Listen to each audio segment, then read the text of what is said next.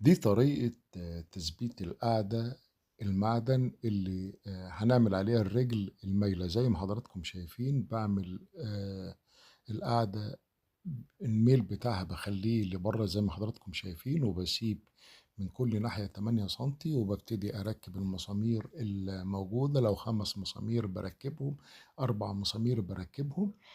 وبعد كده أنا بركب طبعا ال4 قطع في ال4 زوايا.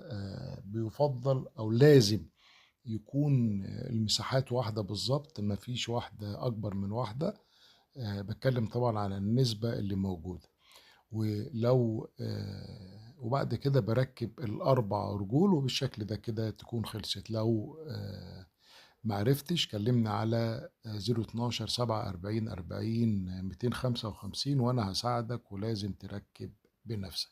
تحياتي، أشرف شندي، فنان الرحاب.